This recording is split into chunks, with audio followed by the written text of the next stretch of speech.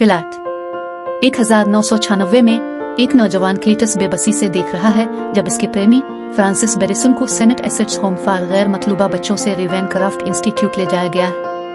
रास्ते में बेरिसन नौजवान पुलिस अफसर पैट्रिक मुलिगन पर हमला करने के लिए अपनी आवाज की चीख की ताकत का इस्तेमाल करती है। मुलिगन ने बेरिसन की आंख में गोली मारी और उसकी चीख की वजह से उसके कान पर चोट आई। मुलिगन से नावाकिफ, जिसका ख्याल है कि इसने उसे मार डाला, बेरिसन को अब भी रेवेनक्रॉफ्ट ले जाया जाता है जहां उसकी सलाहियतों पर पाबंदी है। मौजूदा दौर में मुलिगन अब एक जासूस है और सहाफी एडी ब्रूक से सीन क्विंटन स्टेट जेल में सीरियल किलर कासाडी से बात करने को कहता है, क्योंकि कासिडी ब्रूक के अलावा किसी और से बात करने से इनकार करता है। दौरे के बाद ब्रूक के अजनबी सिम्बिवट वीनम ने अंदाजा लगाया कि किसी ने अपने मुतासरीन की लाशें कहाँ छुपाई हैं। इससे ब्रूक को करियर में जबरदस्त फरोग मिलता है।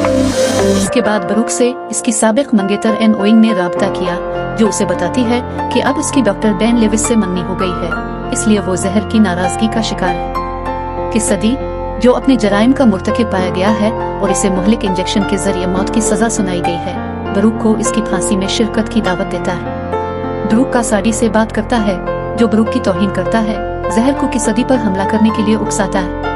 किसदी ने ब्रूक के हाथ को काट लिया और सिम्बिवट का एक छोटा सा हिस्सा खा लिया। अपने घर वापस वीनम का ब्रूक के साथ झगड़ा हुआ कि वो मुजरिमों को खाने के लिए मजीद आजादी हासिल करना चाहते हैं और सिम्बिवट ने ब्रूक के जिस्म को छोड़ने और खुद ही जाने का फैसला किया। जैसे ही कासाडी की फांसी शुरू होती है, एक सुर्ख सिम्बिवट नमूदार होता है और इंजेक्शन को रोक देता है।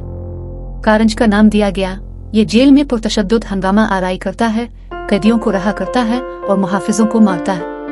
कारंज कासाडी को बरूक और जहर को खत्म करने में कैसाडी की मदद के बदले रेवेनक्रॉफ्ट से बेरिसन को तोड़ने में मदद करने पर इत्तेफाक करता है। मुलिगन बरूक से घर जाता है और इसे सूरत हाल के बारे में खबरदार करता है। रेवेनक्रॉफ्ट ने बेरिसन को आजाद किया और वो उसे जलाने के लिए सेनेट एसेट्स के बच्चों के घर जाते हैं। मुलिगन को बरूक पर शक हो गया और उसे गिरफ्तार कर लिया।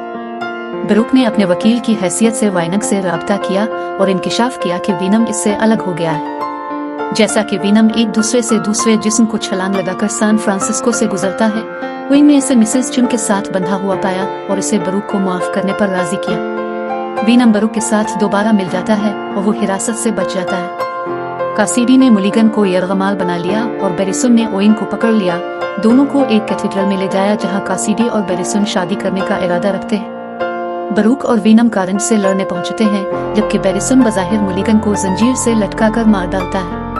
जहर कारंज के जेर असर है, लेकिन बेरिसन को कारंज और किसदी को अलग करने के लिए अपने इख्तियारात इस्तेमाल करने पर उकसाता है। जहर कतलान को खा जाता है और कासिडी को मार डालता है, जबकि बेरिसन को गिरने वाले कैथेड्रल ने कुचल दिया था। बाद में एक जिंदा मुलिगन की आंखें नीली चमकती है। बरूक और वीनम, जो अब मफरूर हैं, अपने अगले इक़दामात पर गौर करते हुए छुट्टी लेने का फैसला करते हैं। जैसा कि वीनम बरूक को दीगर कानातों के बारे में अलामतों के इल्म के बारे में बताता है, एक अंधी रोशनी उन्हें उनके होटल के कमरे से दूसरे कमरे में ले जाती है, जहां वो जोना जेमसन को टेलीविजन पर स्पाइडरमैन की पीटर पार्कर के तौर पर जाहिर करदा शनाख्त के बारे में बात करते हुए देखते हैं।